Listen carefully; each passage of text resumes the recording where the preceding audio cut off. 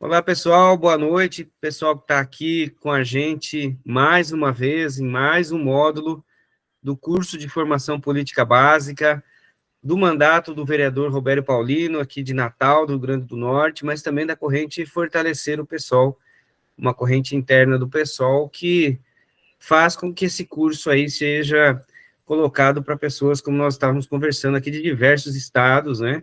Temos aí Minas, Rio Grande do Sul, Rio Grande do Norte, Paraná, e também, inclusive, um abração para o Alexandre, que é do Chile, que está com a gente. Bom dia, boa tarde, boa noite para você que está assistindo pelo canal do YouTube.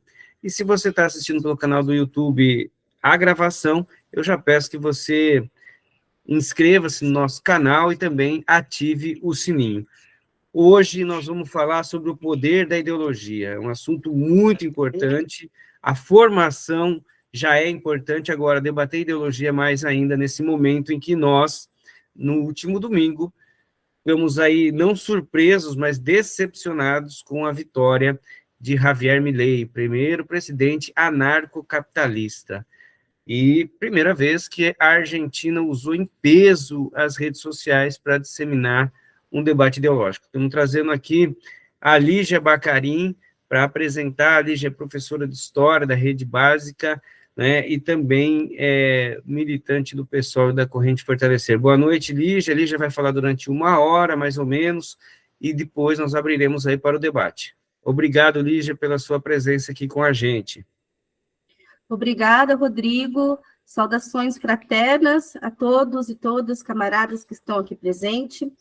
Saudações aos palestinos que estão, nesse momento, sendo atacados e sofrendo um genocídio pelos ataques sionistas na faixa de Gaza.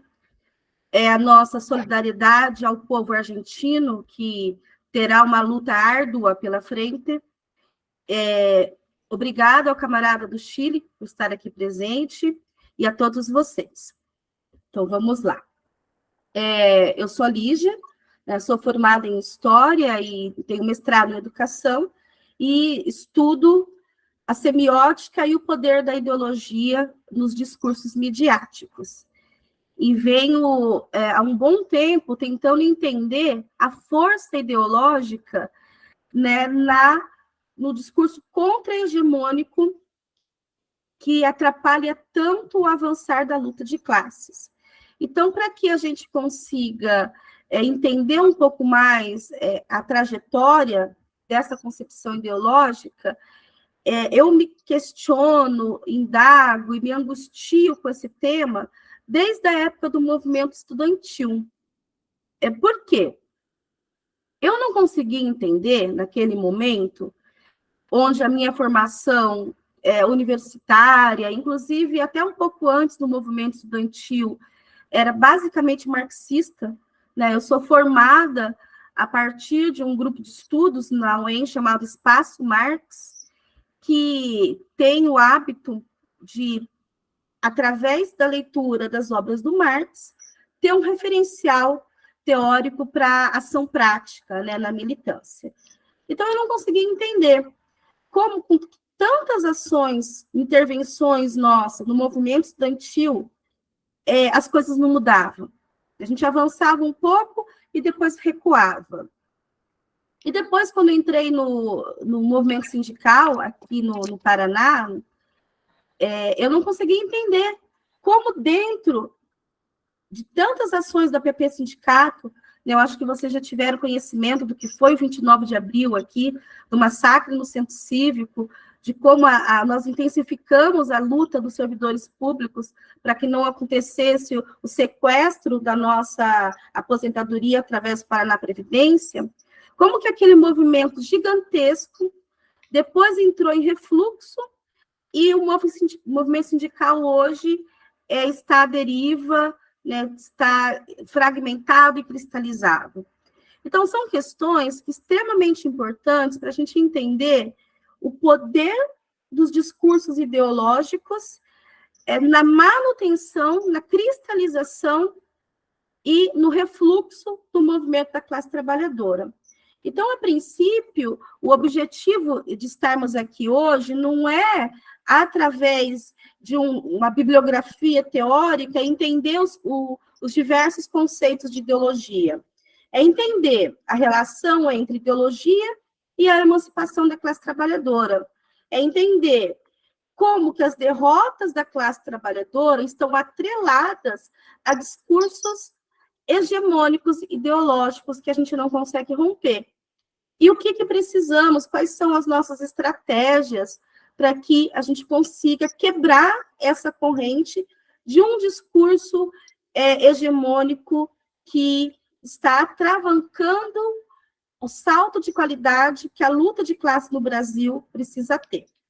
Então, com esse preâmbulo todo, a gente começa, né, a nossa aula, e para isso, eu preciso da ajuda de vocês. Olha só quem vai aparecer aqui na imagem. Estão conseguindo observar bem essa imagem? Então, o que tem nela, né? É uma interpretação onde existe uma simbiose entre o criacionismo e a ciência, né? É Deus aí trazendo o DNA. Então, o que a gente questiona? Como que o poder das ideias conseguem colocar no mesmo lugar de fala concepções de mundo que são contraditórias, que são diametralmente opostas? Então, como é que pode uma concepção racionalista, né, científica, de entendimento de mundo, de entendimento de vida, caminhar lado ao lado com uma concepção criacionista? Então, assim, essa imagem é uma brincadeira para a gente entender a força da ideologia. Então, o que a força da ideologia faz? Coloca no mesmo caldeirão discursos que são contraditoriamente opostos, discursos que, na realidade, não estão caminhando lado a lado. Porém, no campo das ideias, aparentemente, fenomenicamente, parece que tem uma simbiose que casa as ideias, que dá para trabalhar junto essa compreensão. Então, gente, continuando, vamos lá. Aí, aqui, quem canta bem? Quem consegue cantar esse trechinho da música do Cazuza, Ideologia? Vamos lá, aproveita que vai para o YouTube, daí já fica famoso, já se lança enquanto cantor internacional. Ninguém quer cantar? Rodrigo, esse povo é muito tímido. Então, eu vou... Se eu cantar, eu vou afastar todo mundo, porque eu tenho uma voz de taquara rachada. Então, vamos lá. O que o Cazuza tá... É uma música bem antiga do Cazuza, né? Ideologia. E esse trecho da música, ele é extremamente... Ele serve de exemplo para a gente entender como uma compreensão equivocada de ideologia leva a práticas equivocadas. Então, vamos lá. O Cazuza, ele cantava assim: o meu coração é um coração partido, e as ilusões estão todas... O meu partido é um coração partido, e as ilusões estão todas perdidas. Os meus sonhos foram todos vendidos tão barato que eu nem acredito. Eu nem acredito. Ideologia, eu quero uma para viver. Alguém lembrou da música? Eu vou cantar, Lígia, que não conhece. Vai lá, Rodrigo, salvador da pátria. Estou meio cansado, mas não vai dar para pegar o violão aqui. É assim, ó, para quem não conhece, ela vai lembrar, assim, eu acho. É assim: meu partido é um coração partido, e as ilusões estão todas perdidas. Os meus sonhos foram todos vendidos, tão barato que eu nem acredito. Eu nem acredito. Ideologia, eu quero uma para viver. Uma salva de palmas ao cantor Rodrigo. muito bom, camarada, muito bom mesmo. Então, gente, sensacional, sensacional. O Marco levantou a mão? Então, desculpe, teclei errado ali. Eu queria dar aplaudir também, mas o Rodrigo sabe cantar bem. Rodrigo, ele é bom mesmo em música. Então, vamos lá, vamos entender, né, o que está acontecendo nessa música. Então, gente, vocês observem que logo no início da canção é perceptível o sentimento de frustração que o Cazuza demonstra na frase: meu partido é um coração partido. Mas o que isso quer dizer? O que isso demonstra, esse discurso do meu partido é um coração partido? Mostra, então, que a falta de orientação, de identificação política, ideológica do Cazuza naquele momento está muito bem expressada na frase. Então, ele se encontra perdido porque ele não compartilha nenhuma visão de mundo ou princípios com grupos ou partidos políticos. Isso fica claro, então, nesse trecho. Só que mais adiante, nesse finalzinho que eu destaquei, ele canta: ideologia, eu quero uma para viver. Então, nesse sentido, é aquilo que o senso comum vende para a gente como sendo a única compreensão de ideologia possível, que é o sentido de a ideologia ser um conjunto de valores, de princípios e de doutrinas, que seria o desejo de pertencer a um grupo que possui um modo de viver e um modo de conviver em comum, né? Então, por exemplo, esse princípio, ele está muito presente, esse primeiro sentido de ideologia, ele está muito presente nos discursos políticos, né, dos discursos partidários políticos, né, não apenas nos discursos políticos. Então, esse primeiro sentido, onde o conceito de ideologia aparece como um conjunto de valores, de princípios ou doutrinas, por exemplo, aqui no Brasil fica claro. Olha a imagem do comunismo, a representação aí na semiótica de como o brasileiro encara a ideologia comunista, né, negando. E de uma forma assim, é algo, da interpretação do símbolo, é algo ruim, é algo sanguinário, é algo que traz morte. Agora, do outro lado, olha a representação do discurso do capitalismo. Eu fiz questão de trazer para vocês uma imagem de um vetor. Se você digitar no Google, vetor para o capitalismo, olha, o vetor que mais aparece é esse: prosperidade, abundância e riqueza.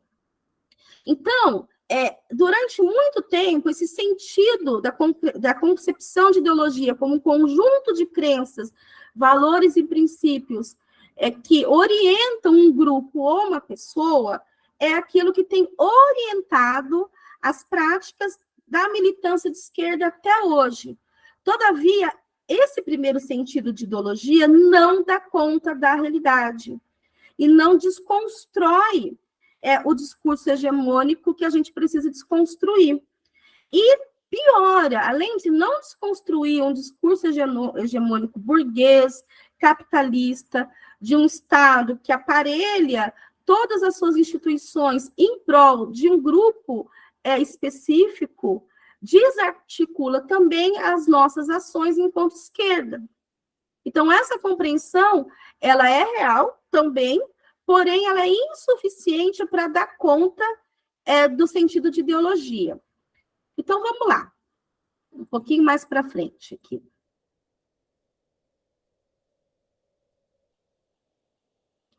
Então, para a gente entender como ela não dá conta, eu quero historicizar um pouquinho, na origem do conceito. Então, gente, o termo ideologia, ele é francês, tá? Ele vem de uma interpretação inglesa na bibliografia de um pensador iluminista, racionalista francês, chamado Destutt de Tracy. Nossa, começou pelo... Gente, eu falo muito bem francês, né? Acho que eu vou abandonar vocês aqui e vou vender sangue em Paris, porque a pronúncia é maravilhosa. O Rodrigo edita depois e coloca, fazendo favor, a Alexia falando em francês, que é muito melhor. Então, vamos lá, gente. Esse termo ele tem origem no século XVIII e é de uma escola desse senhor que tenta distinguir o estudo das ideias, então, logia, que teria uma origem mais filosófica, de uma compreensão metafísica que até então estava em vigor, né, lá na Europa do século XVIII, XVII, XVI, XV, XIV, desde o começo lá da Idade Média, que é uma concepção metafísica do que é ideia. Todavia, esse senhor, a partir dessa compreensão de que ideologia é a ciência das ideias, ele se torna um membro do Instituto Nacional de Paris, que seria uma representação hoje das universidades federais mais tops do país, do Brasil. E, através do seu grupo de pesquisa do CNPq lá daquela época, ele é convidado para ser conselheiro de instrução pública do Diretório da França. Em analogia, poderíamos dizer que ele seria o novo ministro da Educação. E ele, por quê? Olha só a importância disso. No momento histórico onde o pensar está associado à razão, à experienciação, à busca de uma compreensão iluminista do mundo, não mais arraigada à metafísica, ao divino, mas à natureza, a interpretação da natureza, a interpretação filosófica da vida, ele vai ser cotado para organizar a educação pública na França. Isso é extremamente importante, porque desde o princípio tem-se a compreensão de que o discurso das ideias é importante para a compreensão, para a construção do conhecimento nas pessoas.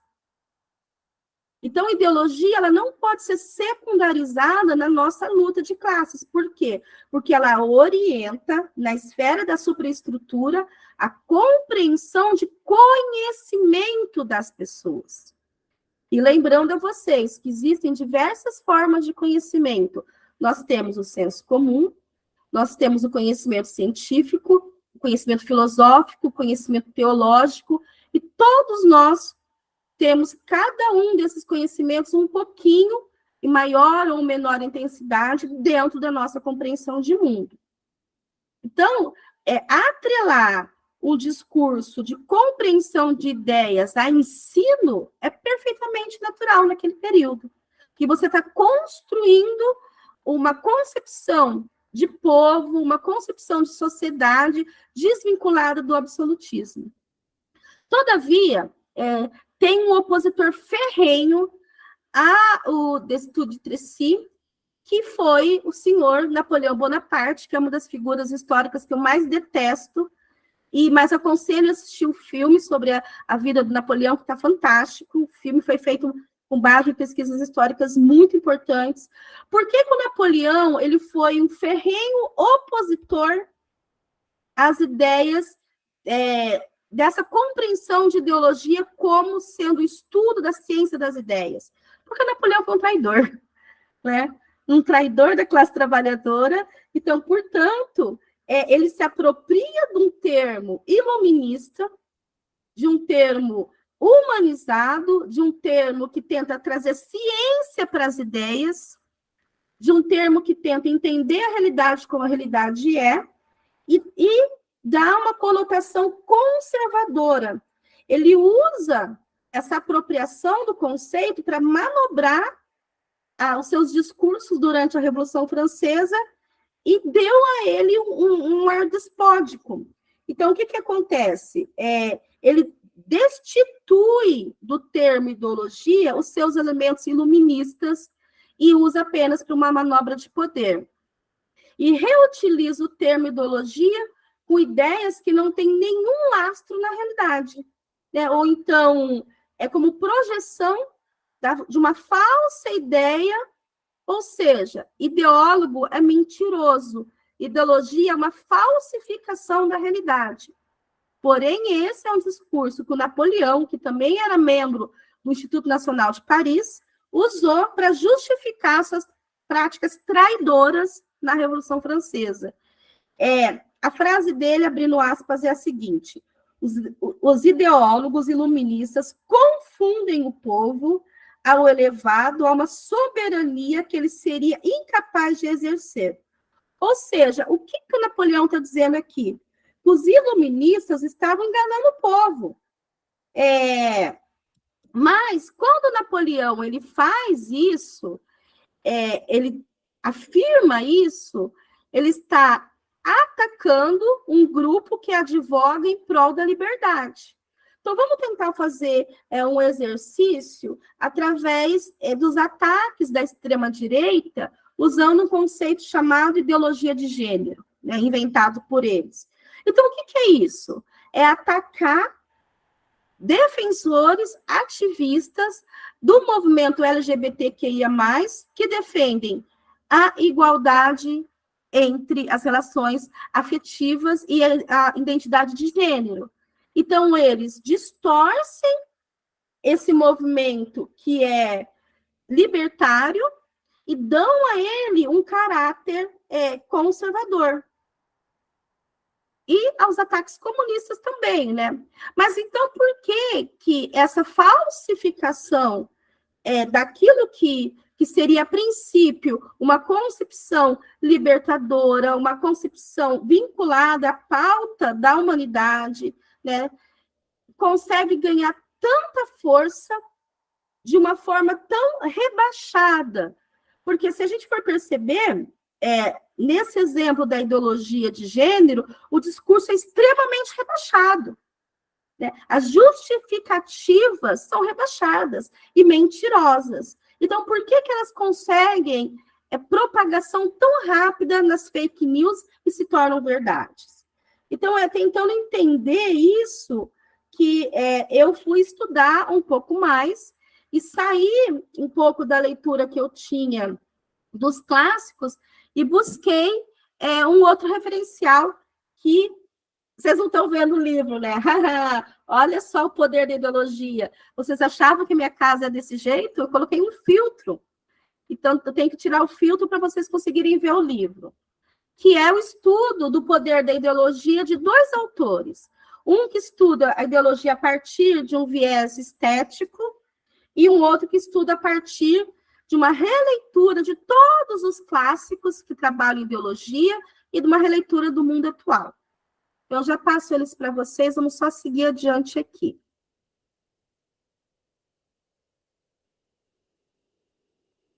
Tá, então, assim, se a ideologia não é apenas a falsificação da realidade, se ideologia não é apenas uma concepção de um conjunto de valores, de doutrinas, de crenças, que determinado grupo ou determinado indivíduo se utiliza para se identificar no mundo, que diacho que é a ideologia? É um termo contraditório. Então, ideologia é um termo dialético, ele tem em si um movimento contrário. Daí a gente pega isso do Norberto Bobbio. O que ele diz? Que ideologia é um conjunto de ideias e de valores que tem como função orientar comportamentos políticos e coletivos. Gente, quando a gente fala de comportamento político, nós não estamos apenas nos referindo em política partidária. Comportamento político é toda ação intencional ou não de um ser humano diante da sua própria realidade ou da realidade que ele vive. Então, todo mundo faz política o tempo todo. Por isso que esses discursos apolíticos, como, por exemplo, o novo presidente da Argentina prega, eles, na realidade, estão impregnados de uma ideologia, né? Que é uma ideologia que, no momento de crise do capital, é muito comum. Por quê? Porque em momentos de crise do capital, principalmente usando a Argentina como exemplo, vem vivenciando, onde a inflação estava mais de 100%, e durante décadas vigorava um modelo político que não dava conta da materialidade da vida das pessoas, dizer política tudo igual, política de esquerda é ruim, política de direita é ruim, é extremamente satisfatório para uma classe que não consegue mais ver os seus anseios de subsistência sendo atendidos. Só que o Norberto Bobbio diz para a gente o seguinte, que ideologia não é só isso, não é só esse conjunto de valores. Ideologia também é uma falsa consciência das relações de dominação entre as classes. Então, para falar isso, ele bebe num texto de 1845, chamado Ideologia Alemã, do nosso camarada Marx, que o que o Marx está fazendo nesse livro? Ele está tecendo uma crítica a filósofos da época que se abstraíam do pensar filosófico e da materialidade. É como se o pensamento tivesse dissociado da realidade, como se o pensamento ficasse orbitando fora da estrutura social, da produção e reprodução da vida humana. Então, seria assim, quase como se os pensamentos fossem produzidos em outros universos e que não tivesse intimamente ligado com os processos históricos que produzem esses pensamentos.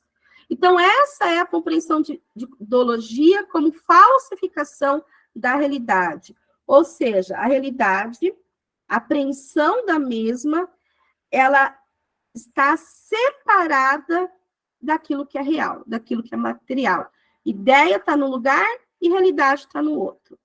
Então, ele está fazendo uma crítica a esse pensamento. Por isso que ele traduz isso como uma falsificação da realidade para fins de dominação de um determinado grupo sobre o outro.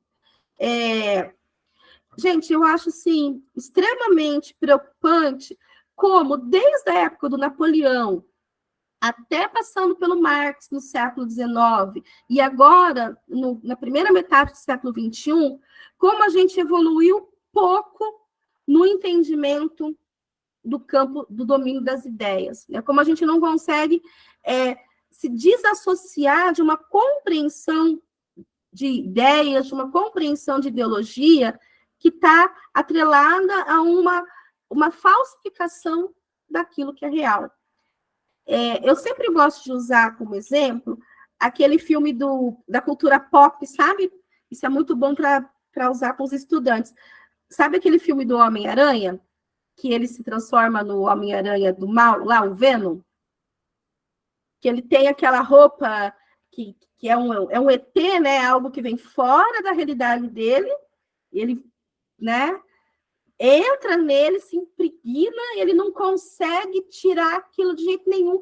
Ele percebe que o comportamento dele está distante daquilo que ele é realmente, todavia ele não consegue mudar sua prática, porque aquela roupa ET que fica impregnada nele impede ele que a sua ação sobre a realidade seja com base naquilo que ele é. Então, essa falsificação da ideologia, da construção de ideias, é meio isso. Algo que está impregnado na gente, que é um senso comum que a gente não consegue destruir, mas que é necessário. Então, o que é necessário a gente entender aqui? Que as ideias dominantes, é o que está naquele livro do Marx, as ideias dominantes são a cristalização ideal das práticas materiais da classe dominante. Então, gente, isso tem uma profundidade muito maior do que a gente pensa. Porque quando a gente diz que as ideias de uma época são as ideias da classe dominante, significa que tudo aquilo que está ao nosso redor, tudo aquilo que compõe a superestrutura, como, por exemplo, instituições de ensino, cultura pop, né? Aparelhos de repressão, aparelhos religiosos, todos eles, cada qual com a sua própria narrativa, estão impregnados de uma concepção, de uma ideia de mundo a partir da classe dominante. Então, olha como o discurso ideológico está ao nosso redor e combatê-lo é um exercício de militância árduo, difícil e que requer muita paciência. Então, vamos lá, continuando aqui.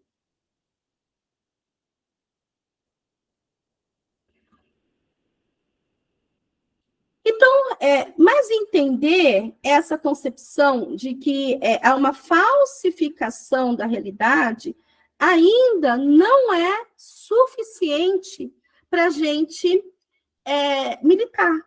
Porque, assim, a impressão que se tem é que, tudo bem, então a gente mostra para a classe trabalhadora que aquilo que ela acredita não é real.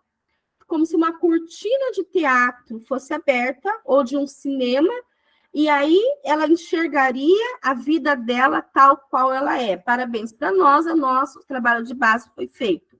Não.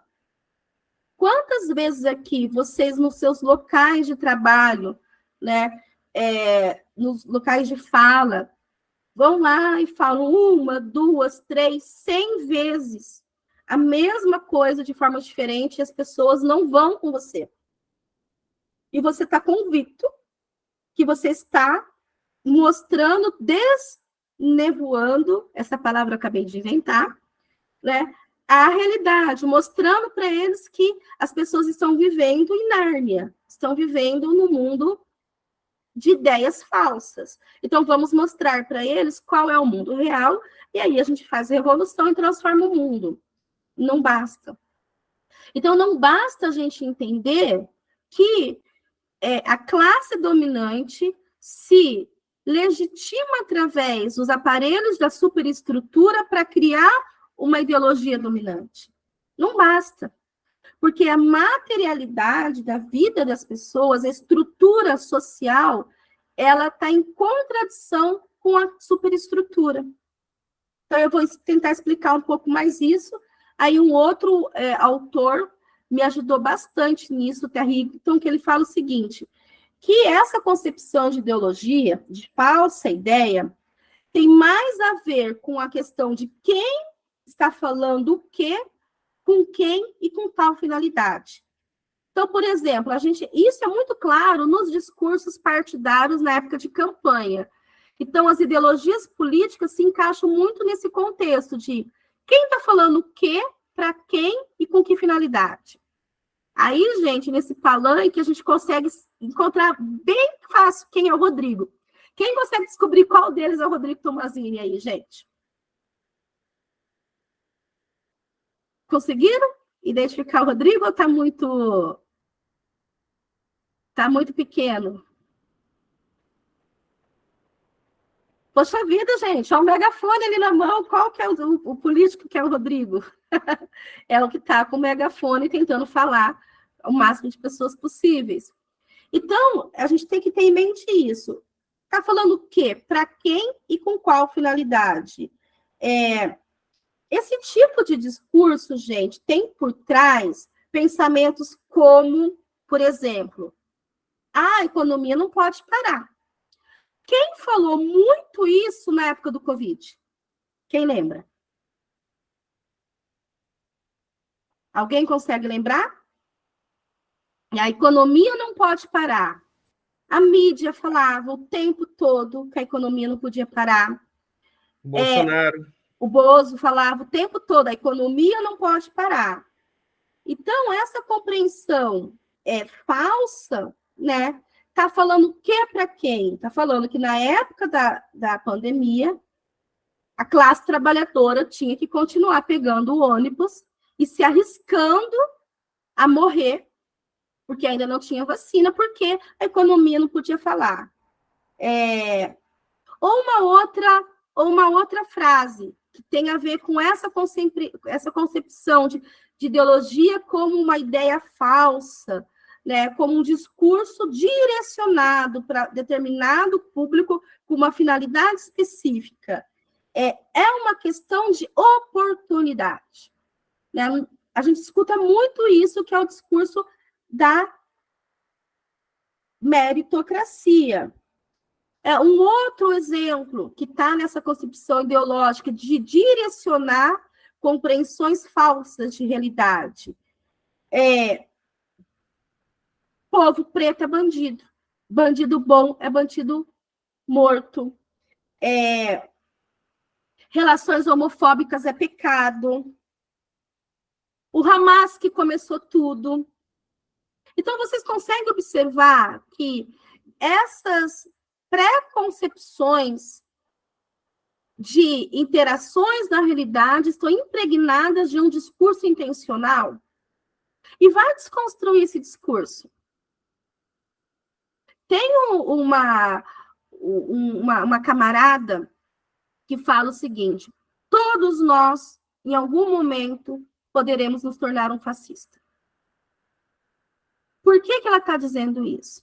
Porque ela está mostrando para a gente como a materialidade da vida da classe trabalhadora, que é uma classe super explorada, super oprimida, em algum momento compra discursos falaciosos de extrema-direita e conservadores que vão, aparentemente, resolver os seus problemas.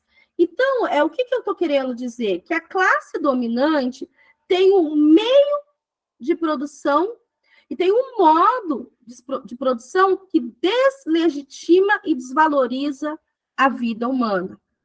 Então, toda essa deslegitimação, ela está impregnada nesses discursos ideológicos falaciosos. Povo preto é bandido, bandido bom é bandido morto, relações homofóbicas são pecados. Então, tudo isso faz parte da mesma desvalorização. E a gente tem que entender isso. Por isso que, na época do Covid, dizer que a economia não poderia parar foi naturalizado pela nossa sociedade. Porque pessoas morrendo para que a economia se movimente é válido. Porque é assim que a burguesia produz a sua riqueza, a partir da exploração da classe trabalhadora, mesmo que isso signifique a morte da classe trabalhadora. Mesmo que isso signifique o genocídio do povo preto, o genocídio dos afrodescendentes, o genocídio dos palestinos, mesmo que justifique. Porque o objetivo da classe do capitalismo é produzir riqueza.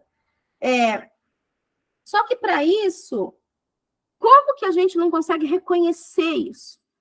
Como que a gente consegue não reconhecer que aquilo que está sendo dito no telejornal, na música, no cinema, no partido político, no culto, é falacioso, é mentiroso?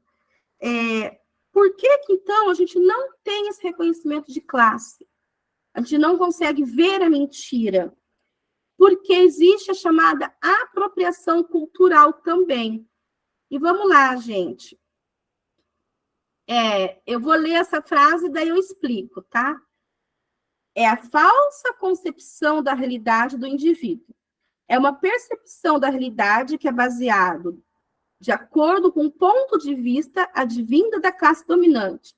E essa classe dominante que possui o monopólio dos meios de produção, utilizando a seu favor para ocultar a realidade e alienar outras classes. Tendo esse monopólio, a classe dominante poderia facilmente manipular a seu favor a valorização dos fatos de maneira sistemática. Então, como que isso é feito? Por exemplo, gente, nós tivemos recentemente as manifestações de Halloween pelo mundo afora.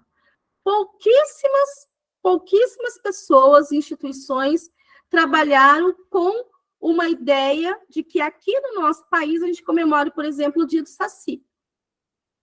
Então, consegue entender como que ter o monopólio dos meios de produção é ter o monopólio também da nossa identidade cultural, da nossa compreensão de sociedade, da nossa compreensão de indivíduo, da nossa individualidade. Por quê? Porque o processo histórico é uma câmera invertida de imagens.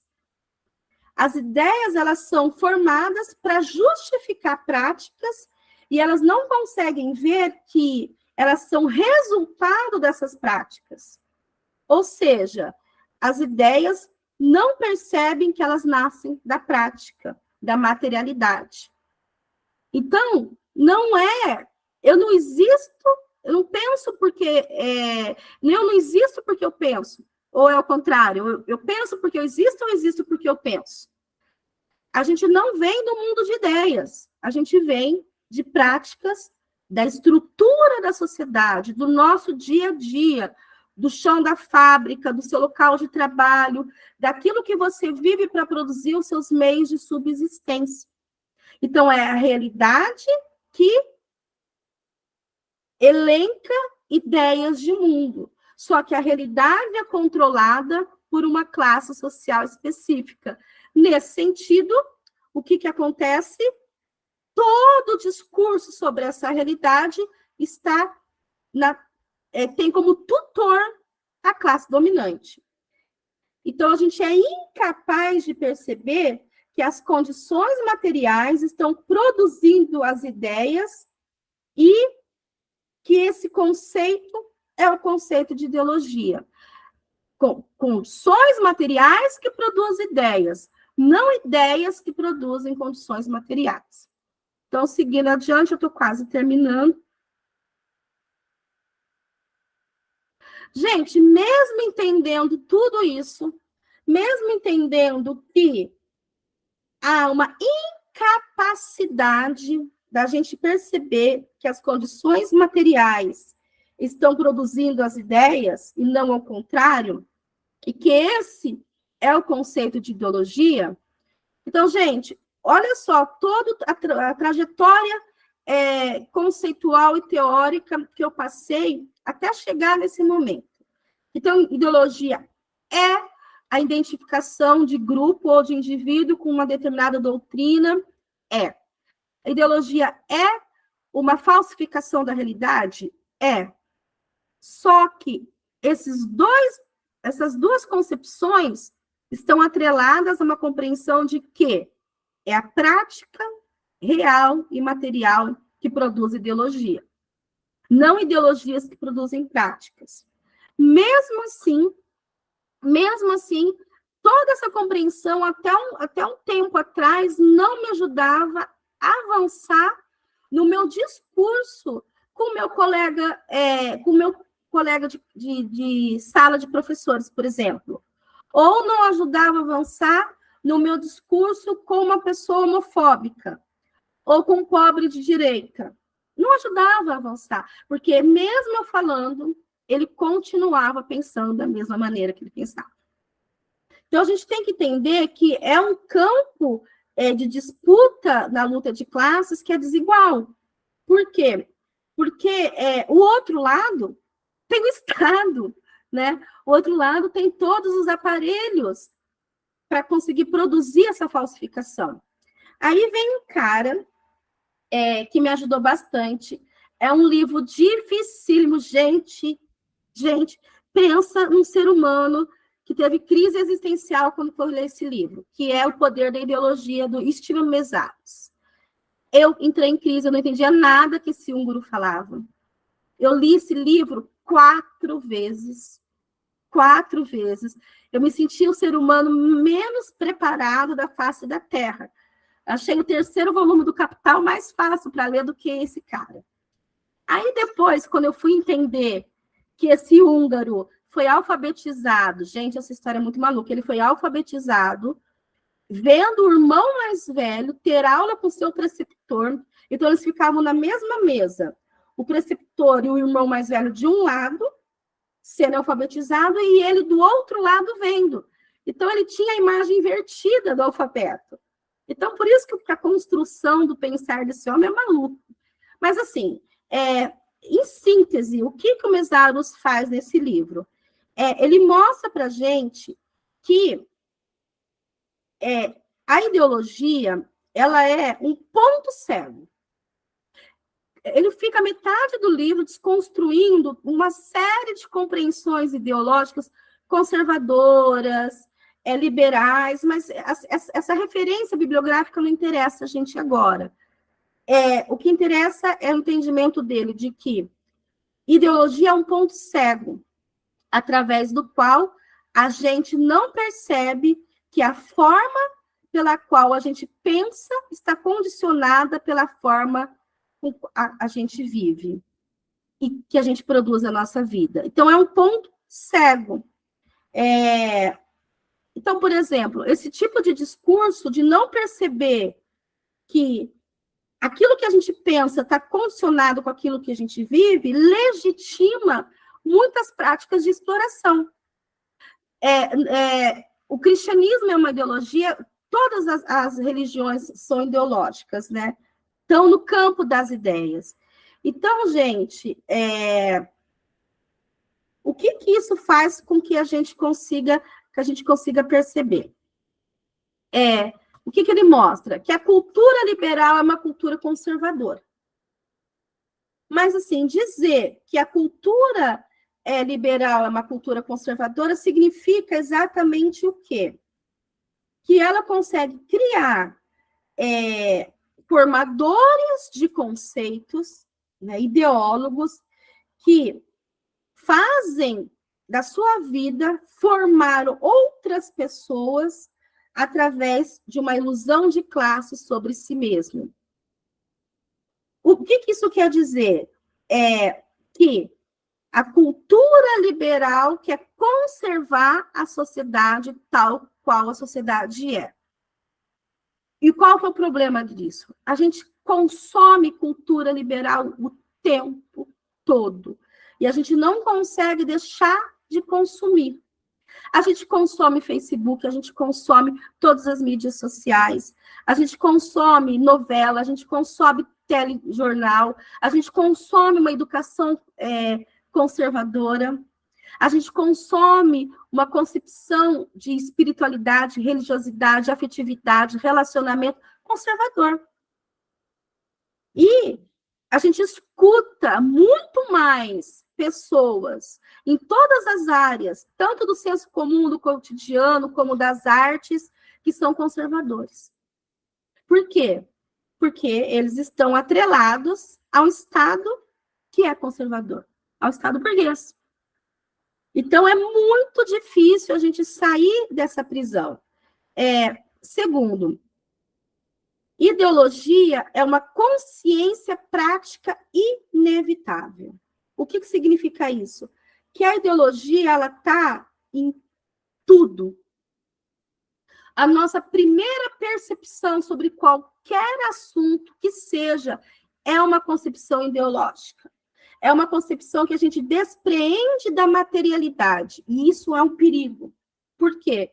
Porque faz com que a nossa prática com o nosso interlocutor seja uma prática ideológica de uma militância que tenta convencer o outro através de ações que são extremamente agressivas, né? Quantas vezes a gente aqui, vamos falar a verdade, que a gente viu um post lá defendendo o Bozo, a gente não mandou o cara ir para PQP, sabendo que esse cara era um pobre de direita, era um trabalhador. Mandamos, gente, a gente faz, a gente perde a paciência com as pessoas. Só que, sim, é inevitável, porque nem todas as pessoas... Não, gente, sim, eu sei, Luiz, eu também mandei. Só que isso não constrói a luta de classes, porque esse pobre de direita, esse senhor que está dentro de uma igreja evangélica que não tem um pensamento progressista, que é um pensamento de extrema-direita, ele não é o nosso inimigo. O nosso inimigo é a burguesia. Bem, eu não quero entrar no mérito, mas eu acho que a classe média também é. Mas aqui é uma outra discussão. Então, o que a gente faz? A gente produz uma narrativa sobre nós mesmos e a gente acredita nela, quando a realidade é o inverso. Porque a gente pode até estar com a história da luta de classe nas mãos. A gente pode até estar do lado certo da história. Todavia, aquele trabalhador que está na igreja, que está bradando aos 4 campos, que está se tornando um fascista, ele também é trabalhador. Não sei se estará conosco nas trincheiras, lá no vamos ver da luta de classes, mas ele não é o nosso inimigo principal. Então, nós também nos validamos dos nossos discursos ideológicos que não desconstrói o discurso dominante em cima da classe trabalhadora, não desconstrói. Por quê? Porque a ideologia é uma consciência prática inevitável. A ideologia, segundo Mesaros, ela nasce do conflito de classes e influencia esse conflito de classes. Por quê? Porque a gente pega toda essa compreensão e entende que ideologia também é uma resposta que uma pessoa ou um grupo social busca e encontra daquilo que ela está vivendo. Então, está lá no campo das ideias essa resposta para a vida dela. E quanto mais precarizada a vida do trabalhador mais falsa a compreensão de realidade que ele vai ter. E mais arraigada a manifestações ideológicas que não são manifestações de emancipação, ela vai ter.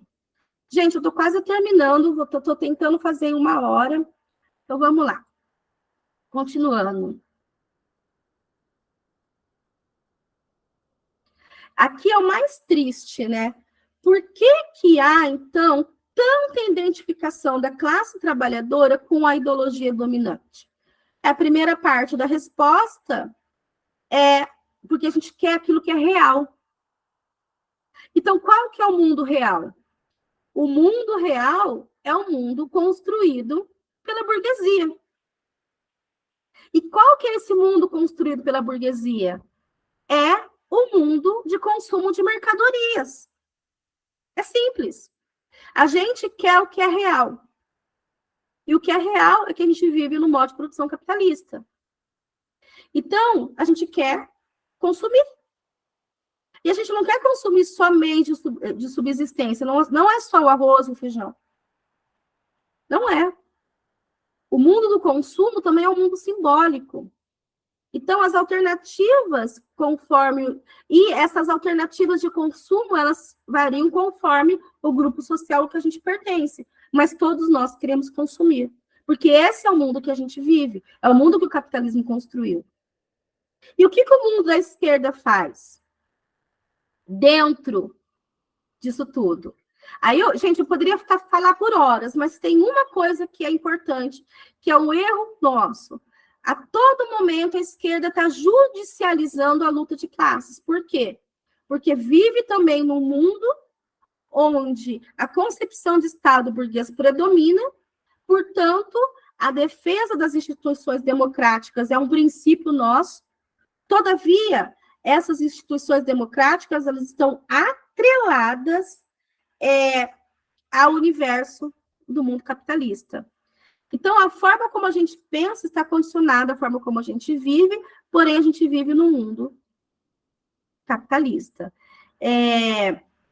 Aí, para finalizar, que entra no que vocês estão falando aí. Tá. Acho que vamos tentar passar por isso aqui antes, Rodrigo. Eu vou, assim, 5 minutinhos só, tá? Essa compreensão, então, produz uma narrativa sobre si mesma e acredita nela quando a realidade é o inverso. Então, por exemplo, como que o rico fica rico? Que é uma das concepções ideológicas, assim, de falsificação mais comum que a gente encontra. O rico fica rico porque ele recebe herança, porque ele soube poupar, soube economizar, porque ele soube investir, porque ele pegou as boas oportunidades e trabalhou em cima dessas oportunidades, a meritocracia, e aí vai ladeira abaixo. Herança, virou jogador de futebol, deu golpe da barriga no milionário, o machismo está impregnado aí também. Só que, na realidade, o que a gente sabe? O rico ele só fica rico quando explora o trabalhador. É só assim. Então, para ser rico, você tem que ser além disso, o proprietário dos meios de produção, porque tem rico que não é capitalista, que é só rico mesmo. Então, a riqueza vem da exploração do trabalho. Então, a gente tira isso vira uma fumaça, se desmancha no ar. E a gente começa a acreditar, não, eu não vou fazer greve, porque vem desconto na minha folha de pagamento, no meu contra-cheque. Aí não vou fazer greve porque essa falta vai atrapalhar o meu plano de carreira. Então, a gente vem nesse discurso e atravanca a nossa emancipação e o nosso salto de qualidade ideológico, que saia de uma compreensão ideológica formadora e formada a partir do Estado burguês, das ideias dominantes, e passe para uma concepção ideológica a partir da base material da luta de classes e daquilo que a classe trabalhadora vive. Então, por último, para finalizar,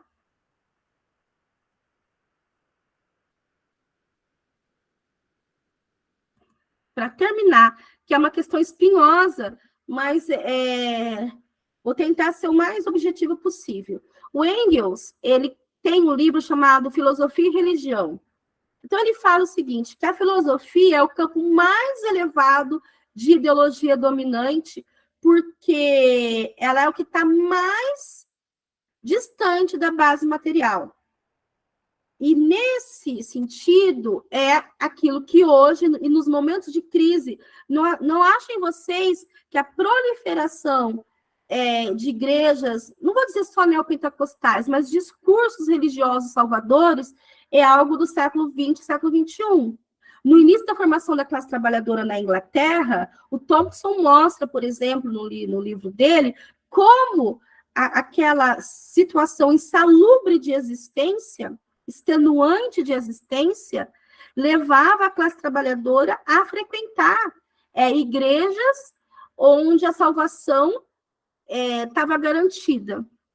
Então, gente, isso é um formato, é uma manifestação, é um fenômeno que acontece em grandes momentos de crise e grandes momentos de ruptura na história da humanidade. Então, por exemplo, sendo o campo mais elevado de ideologia e por estar mais distante da base material, é o mais difícil de se combater. Por quê? Porque você não consegue, de uma forma muito rápida, mostrar para a pessoa que ela dizer que uma relação homoafetiva é pecado, então votar um pastor ultraconservador por conta disso está errado. Porque isso está distante da base material dela. Então, na prática, o que a gente tem que fazer? A gente tem que entender que todo mundo tem ideologia, que ideologia não é só a falsificação da realidade, que a ideologia que é falsificada é a ideologia dominante, mas que a classe trabalhadora deve ter o seu conjunto de ideias a respeito da realidade e lutar por esse conjunto de ideias, mas que esse conjunto de ideias não pode preceder da mesma realidade. Então, a gente tem que entender qual é o ponto certo. Quando a gente vai tratar de convencimento, de trabalho de base, a gente não apenas tem que entender como a manipulação ideológica está sendo construída pela grande mídia, pela burguesia, etc. e tal. Porque a gente sabe como está sendo construído. A capa do livro do Mesaros é a Coca-Cola. A gente sabe o que a Rede Globo faz. A gente sabe o poder ideológico de estabelecer papéis sociais pré-estabelecidos que as novelas têm. A gente sabe. O ponto cego não está aí. O ponto cego está em entender por que aquele trabalhador acredita naquilo. Entendendo isso, a gente começa a ter uma narrativa, um diálogo de contraponto. Entendendo por que ele parte daquela concepção, a gente vai desconstruindo e vai mostrando, olha, isso que você está acreditando, você tem que entender que tem interesses que formam esse discurso. Então, que interesses que são esses? Como a gente desconstrói esse discurso? Então, assim, fazer com que o ponto cego mostre que tem um discurso por trás disso e que esse discurso atende a interesses materiais e que não estão explícitos. Então, a gente tem que transformar, entendeu? São dois papéis. Entender como se constrói a ideologia na esfera da superestrutura, da dominação de classes, e como que a classe trabalhadora, ou grupos de trabalhadores, ou indivíduos, aceitam, compram determinados discursos ideológicos. A gente chama isso de ponto cego. Qual é esse ponto cego? Por que a pessoa acredita naquilo? Aí você vai desconstruindo isso e vai mostrando para eles que, olha, querido, querida, isso que você está pensando vem de um grupo que vende essa ideia por conta daquilo, daquele outro, etc. e tal. O que eu quero dizer para finalizar? É muito difícil, porque a gente perde a paciência, mas a gente não pode perder, não adianta. Desconstruir um discurso ideológico é trabalho de conta-gotas, porque a gente tem que mostrar que existem interesses materiais que não se tornaram explícitos naquilo que determinado grupo está mantendo como princípio ideológico. Então, é isso, gente. Finalizo para que a gente não esqueça da nossa tarefa, que é isso que eu estava dizendo. Depois eu vou passar esse material para vocês, que é o seguinte: o que a gente tem que fazer, então? Desnudar a ideologia e mostrar as contradições. Só que para desnudar a ideologia, a gente tem que entender qual é o ponto cego dela. Por que as pessoas acreditam naquilo? E, para isso, a gente tem que falar todo dia. A gente tem que trabalhar todo dia, com toda a paciência revolucionária que a gente tem. Não adianta xingar. Aí, finalizando, é um processo, então, que mostrar informação é formação. É isso que o Rodrigo Tomazino, junto com o Robério e o Fortalecer de Natal estão fazendo. A gente está trazendo, mostrar informação, mas atrelada à formação. E formatar um conhecimento crítico. E, por último, a gente tem que desculturalizar uma cultura que está impregnada de heróis, impregnada de figuras que são utópicas, e culturalizar a partir dos referenciais da classe trabalhadora. Então, desconstruir um discurso dominante e também construir um outro para que as pessoas acreditem nele. Finalizo aqui, Tomazini. Beleza, Lígia, parabéns, ótimo, ótimo, perfeito, muito bom mesmo, veio a calhar o momento que a gente está vivendo. Eu queria abrir aqui, então quem quiser falar, levanta a mãozinha, ou se inscreve ali no chat. Tem 2 pessoas inscritas, tem a Jaqueline e tem Preci Auá. E depois o Cipriano e Alexandre. Então vamos lá, legal, gente, bastante participação, a Priscila também. Vamos começar pela Jaqueline? Tá bom, eu só vou fechar minha câmera, porque eu vou anotar aqui o que as pessoas falam para não me perder, tá? Tá. Jaqueline, podemos começar com você? Eu vou passar aqui, então, depois a gente volta a ela, tá? Não sei se é assim, né? A pronúncia, Preci Auá. Olá, boa noite. Meu nome é Priscila Porangueté, né? Eu sou do Rio Grande do Norte. Muito obrigado, né, Rodrigo, pelo convite, né? Eu fiquei muito, assim, entusiasmado mesmo com a fala, né? Isso da Cristina, não é? Cristina. Lígia. Cristiane. Então, Lígia? Lígia. Isso, da Lígia. E eu tenho uma questão a colocar que eu achei muito interessante, né, essa questão de ter colocado a questão dos movimento neopentecostal, né, que na verdade é um processo bem perigoso que nós estamos vivendo, que dentro desses fatos históricos todos que Lígia colocou, tem esse fato que é um fato que não tem sido muito explorado, né? As pessoas não têm comentado muito, mas é um fato muito perigoso, né? Porque assim, isso que está ocorrendo é uma consequência de um processo, de uma problemática que é a colonização, primeiro religiosa, né, espiritual, e essa, vamos dizer assim, colonização, ela se tornou hoje uma arma política, né? E essa arma política ela é enviesada pelo capitalismo. Então, esse movimento pentecostal ele chegou como uma proposta de dominar o mundo, né? Não existe uma proposta de liberdade, de respeito, de tolerância ao outro, né? É uma proposta de uma religião que quer dominar o mundo, né? Ir a todo mundo, pregar o evangelho e fazer com que toda criatura ela seja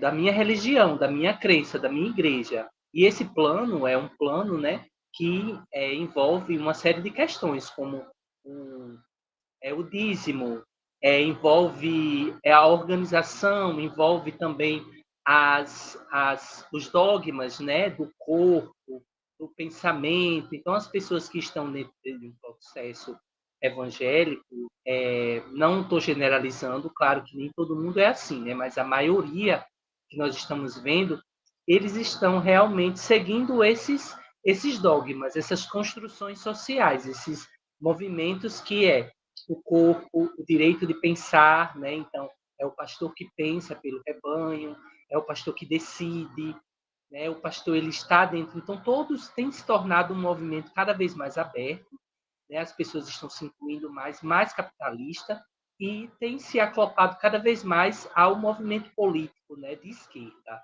Isso é uma questão muito grave, porque o movimento de esquerda ele poderia estar mais associado, mais conectado com os povos originários, com os povos e comunidades tradicionais, com as populações negras e periféricas, né? E essas populações elas estão sendo cooptadas, né? Eu que sou de uma família que é de indígenas, mas que são evangélicos, né? Eu posso dizer que essa é uma grande tragédia, né? Na mente dessas pessoas, porque elas não sabem o passado e elas acreditam em um modelo de sistema de existência. Então, o conservadorismo. Então, o fato disso estar dentro do Congresso, o fato disso estar dentro da sociedade, isso ter um crescimento através das mídias sociais, criou o bolsonarismo. E essas ideias liberais, né, tanto que o argentino foi eleito, né, essa pessoa foi eleita presidente, ela segue justamente as mesmas técnicas, né, a mesma forma de construção.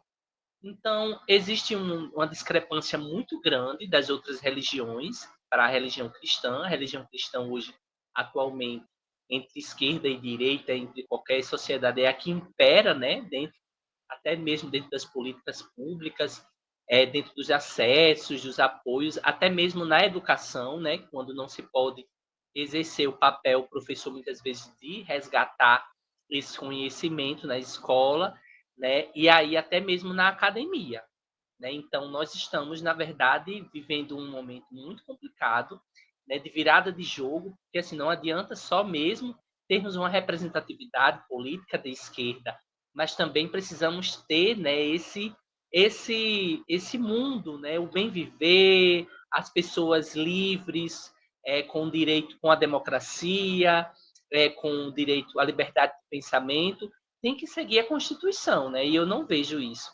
Eu vejo que é um movimento perigoso e que pode trazer não só personagens como Bolsonaro, mas como outros personagens muito piores, e são criminosos, né? A gente está vendo os registros, a ligação da ex-ministra dos Direitos Humanos com o tráfico de crianças e sua ONG, né?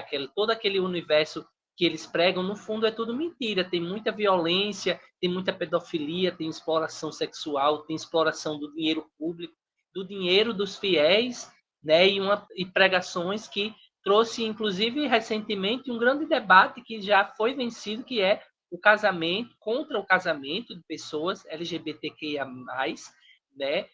De uma maneira muito injusta e bem ruim mesmo. Então, eu trago essa observação e agradeço, viu, seu conhecimento, enriqueceu muito, assim, abriu muitas fontes. Gratidão. Então, obrigada. Eu gostaria de comentar antes de passar adiante, porque essa é uma pauta crucial, gente.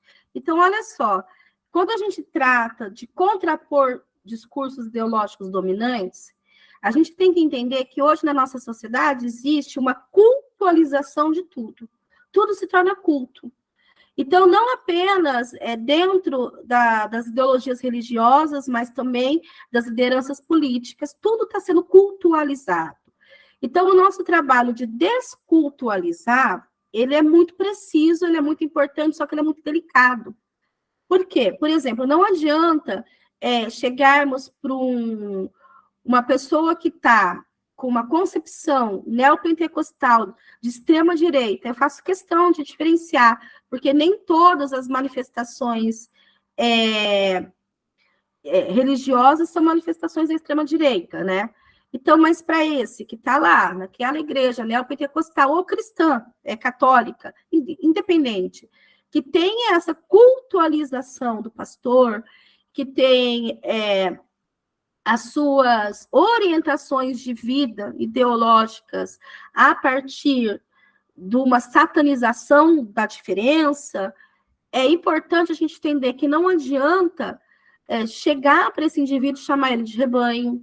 Aqui entre nós não tem problema, porque aqui nós estamos entre a esquerda, então a gente entende esses conceitos, a gente entende o que significa ser rebanho, a gente entende o que significa a colonização da identidade cultural no Brasil a partir de uma matriz religiosa que não é brasileira. A gente entende isso, mas ele não entende, porque ele está impregnado desse discurso ideológico. Então, o que a gente tem que fazer? A gente tem que entender, explicar para esse outro que todo discurso enuncia interesses materiais. E perceber isso nos fornece dados para mapear esses discursos, essas narrativas, para que a gente possa desnudar a ideologia e apresentar as contradições. Então, é descultualizar através de uma outra concepção, mostrando que aquele discurso está impregnado de interesses materiais, e mostrando quais são esses interesses materiais.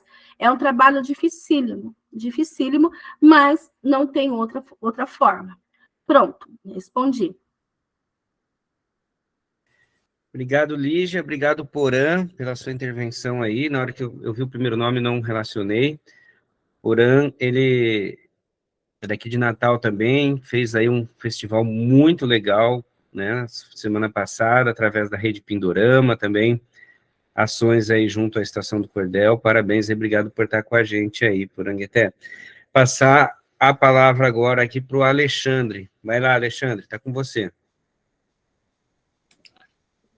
Bom, companheiros, para mim um grande honor estar aqui com vocês. Eu quero agradecer ao Rodrigo por criar esse espaço, agradecer a Lídia por fazer essa apresentação extraordinária. Eu queria tocar um assunto muito importante e gostaria, se fosse possível, né, que pudessem tocar nas apresentações posteriores, né, sobre a estratégia militar dos Estados Unidos tem, né, a estratégia militar, né, não somente é necessário desconstruir o discurso dominante e também decolonizar nosso continente culturalmente, senão é preciso compreender a estratégia dos Estados Unidos referente a essa questão. Então, é fundamental que a gente possa conhecer, né, qual é a nova modalidade de guerra que foi desenvolvida lá nos Estados Unidos, né? Porque o mundo está baixo uma guerra, né?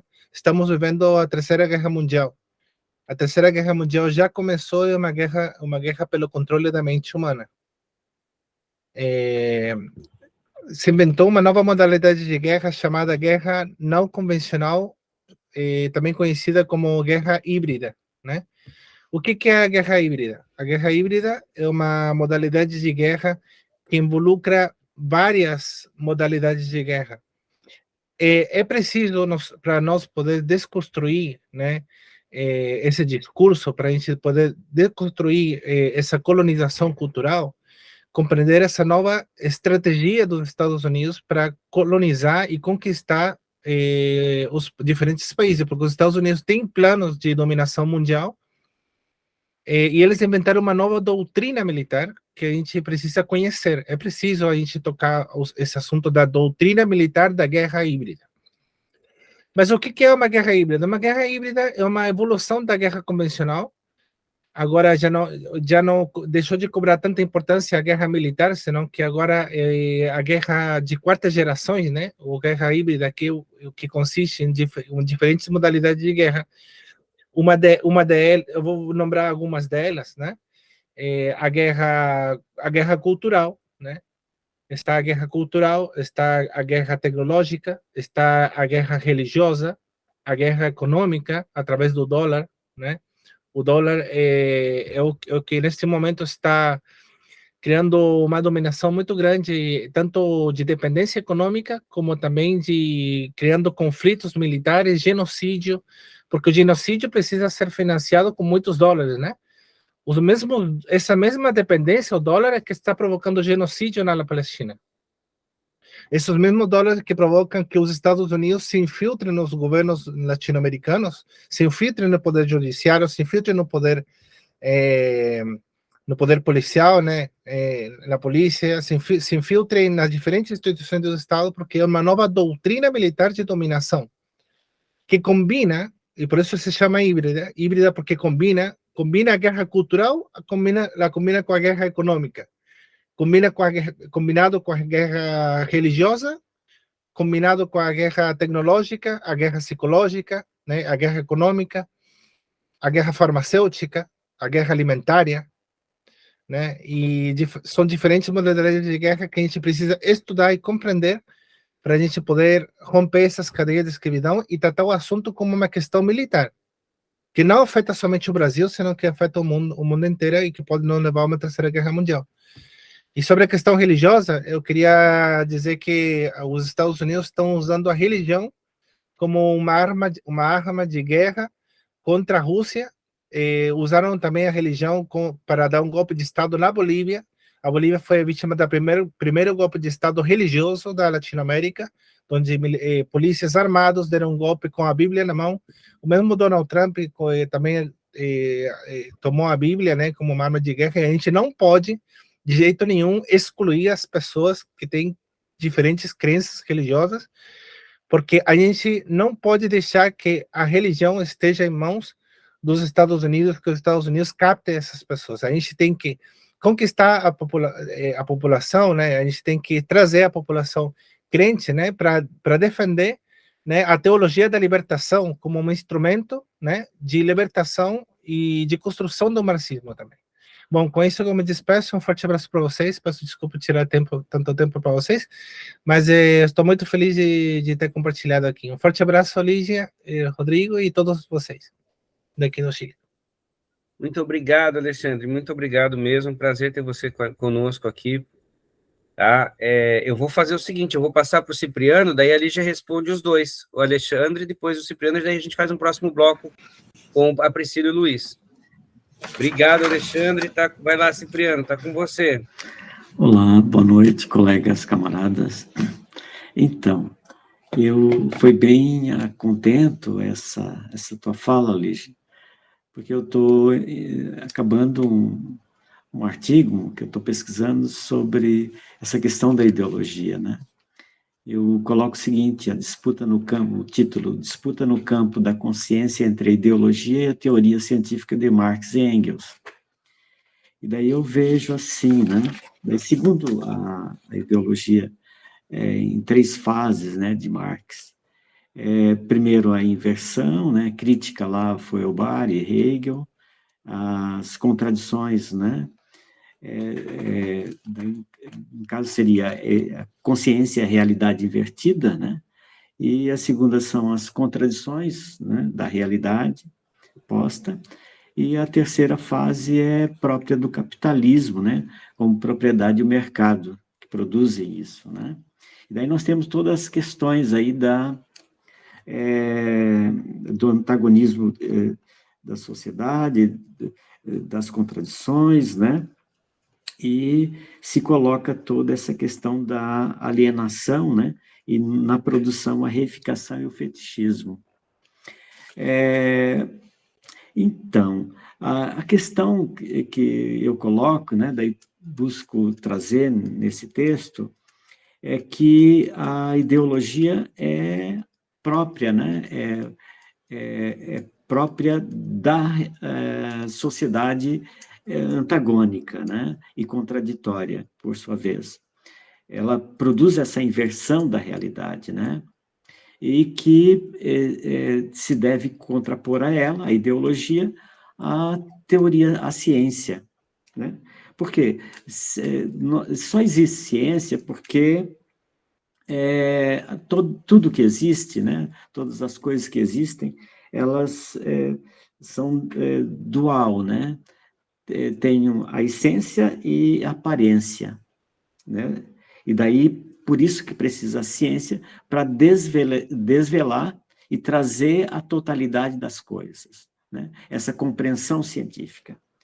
Daí outra questão, né, que é importante destacar, o que devemos dizer é o seguinte, que política nada mais é que a disputa de poder. E assim, quem tem, e historicamente, né,